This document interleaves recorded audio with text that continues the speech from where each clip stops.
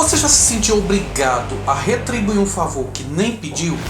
Ou ainda, se viu obrigado a dizer sim a algo só para não parecer ingrato? Não sei. Já comprou algo só porque ganhou um brinde? Pois é, isso não é coincidência, isso é estratégia. E no vídeo de hoje, onde a gente vai falar sobre o segundo capítulo do livro, As Armas da Persuasão, você vai conhecer muito mais sobre a reciprocidade. Vem comigo!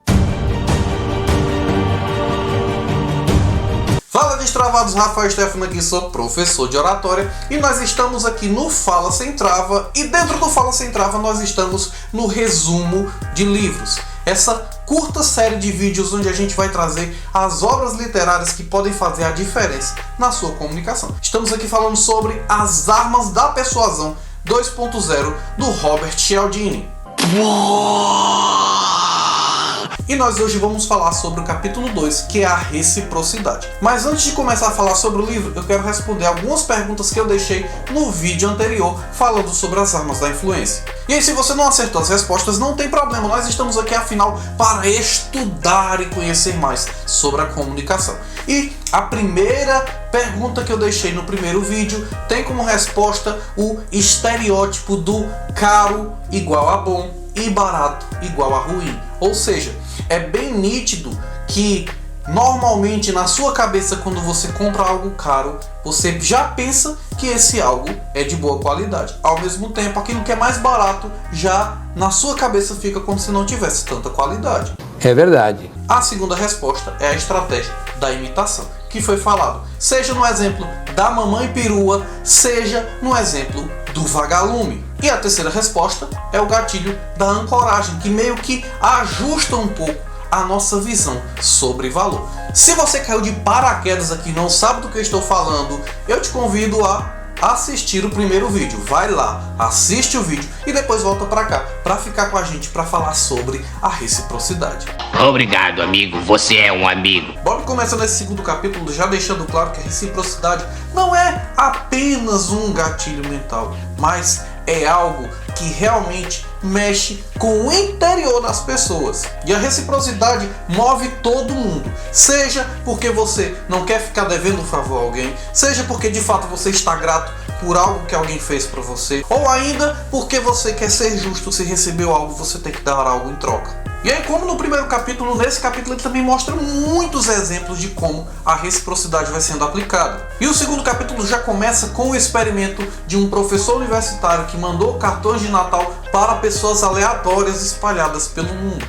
E o resultado, surpreendente, talvez nem tão surpreendente assim, mas foi que ele recebeu cartões de Natal de pessoas que ele não imaginava quem eram, porque afinal essas pessoas se sentiram gratas e retribuíram. Ele também fala da reciprocidade que está presente até mesmo na Carta Magna de 1215. E aí ele fala de uma expressão inglesa que para nós é muito conhecida, que é o much obliged, que traduzindo para o português fica o muito obrigado. Que trazendo uma tradução um pouco mais literal dessa expressão muito obrigado, não é simplesmente que eu estou grato pelo que você fez por mim, mas eu me sinto obrigado a retribuir. Por isso, eu sou muito obrigado a te retribuir. Quer falar as palavras? Reciprocidade entre Etiópia e México. Bob relata uma história interessante entre a Etiópia e o México. Em 1985, a Etiópia, que era um país que passava por muitas dificuldades econômicas, ainda hoje até passa, fez uma doação ao México, que tinha acabado de passar por um terremoto na sua capital. E aí a lógica está meio invertida, porque afinal, se é um país mais pobre, como um país mais pobre ajuda um país melhor financeiramente? O que acontece é que a Etiópia foi invadida pela Itália na década de 30 e em 1935 recebeu uma ajuda financeira do México. E aí quando veio o terremoto no México, a Etiópia viu a oportunidade de retribuir. Experimento do McDonald's. Bob relata que o McDonald's teve uma estratégia de marketing, que foi o seguinte: eles, quando alguma criança entrava na sua lanchonete, recebiam um balão de presente. E esse simples balão ocasionou uma alta muito grande das suas vendas. Apenas porque os pais dessas crianças ficavam altamente gratos por terem recebido apenas um pequeno balão para o seu filho. Parece uma coisa muito simples, mas traz uma vantagem competitiva enorme, porque mostra que você está preocupado em agradar o meu filho. E se você agrada o meu filho, você me agrada 2 vezes. Gente, isso é uma sacada de mestre. Sabia não? Experimento Joe. Bob relata que numa empresa houve uma experiência com um funcionário que foi denominado por Joe. E esse funcionário fazia o seguinte: sempre que chegava alguma pessoa para participar de uma entrevista, ele fazia uma gentileza. Qual era essa gentileza? Ele saía, quando voltava com 2 Coca-Colas. Uma para ele e outra para a pessoa que estava esperando a entrevista. O miserável é um gênio! E aí a pessoa, se sentindo grata, depois era interpelada por Joe, que pedia para que ela comprasse uma rifa.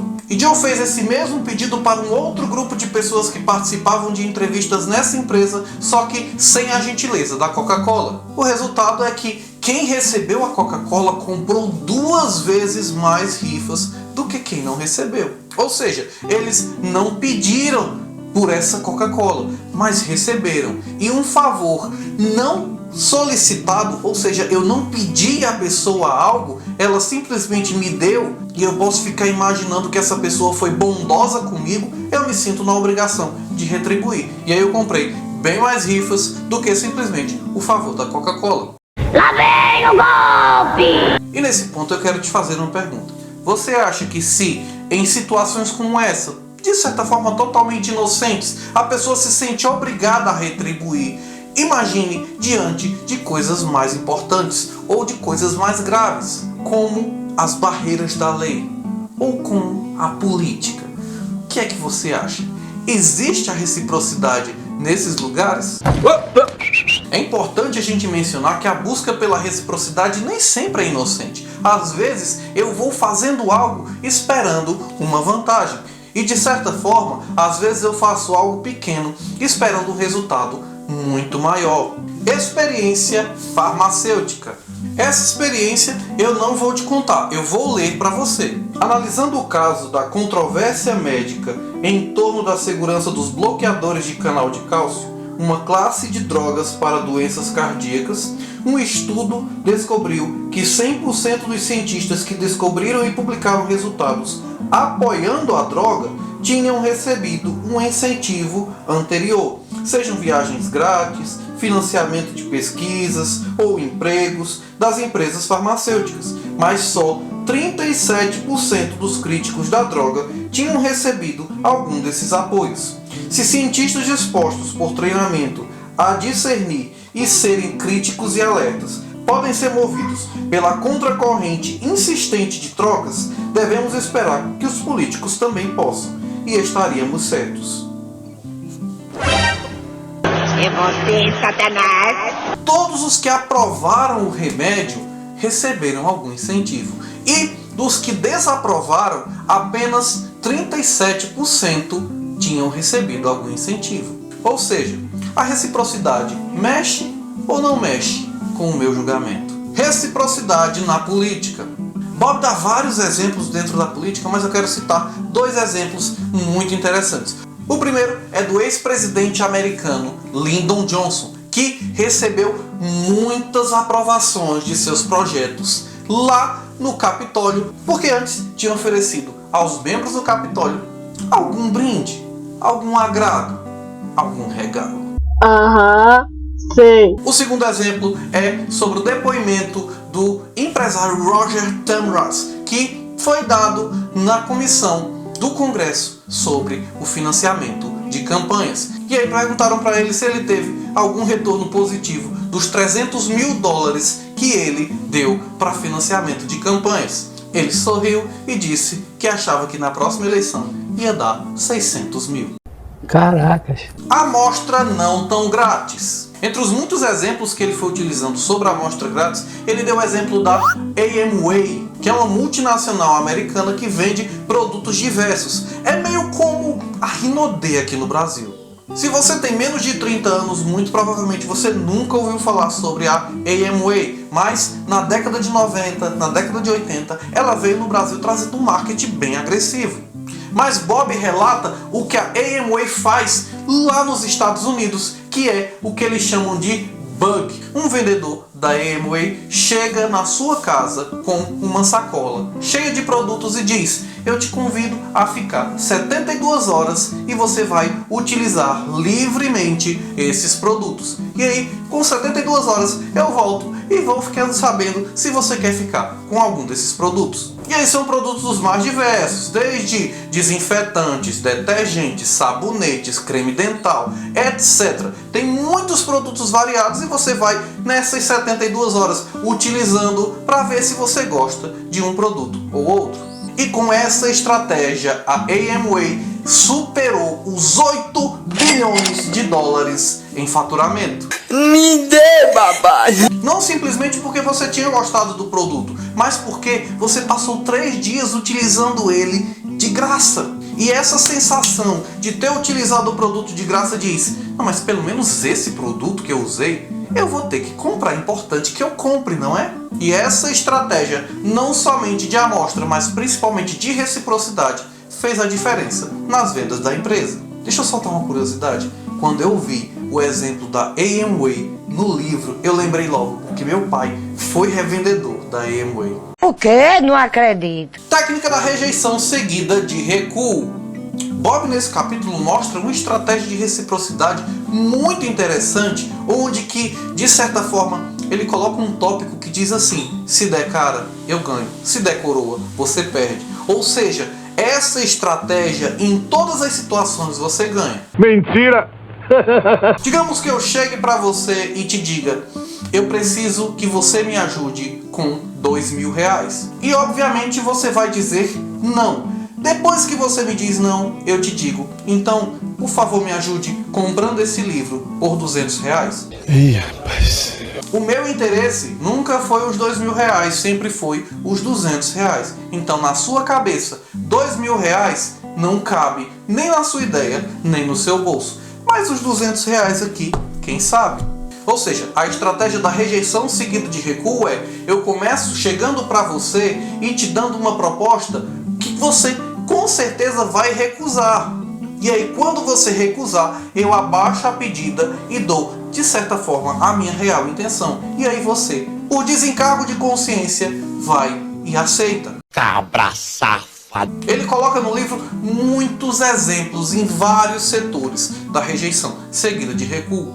Quando eu li esse trecho do livro, eu me lembrei de uma igreja que geralmente faz ligações para você, te pedindo doação, e eles utilizam exatamente essa estratégia. Eles chegam para você te pedindo uma doação volumosa de dinheiro e você diz que não tem. Daí eles chegam para você e diz: você poderia comprar então uma cota de cesta básica por, sei lá, R$35? E de certa forma R$35 não agridem as suas finanças. E aí você aceita. Now the world don't move to the beat of just one drum. E você aceita se sentindo a pessoa mais generosa e altruísta do mundo, quando na verdade você foi manipulado. Como se defender do gatilho da reciprocidade? Bob dá 2 estratégias interessantíssimas que fazem com que você saia muito bem dessa rede manipuladora.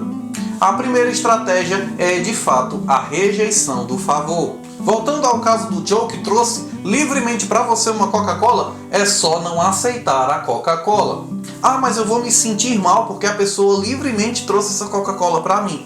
Se você perceber que há algo de manipulador nisso, não aceite, porque provavelmente você vai pagar muito mais caro do que uma Coca-Cola.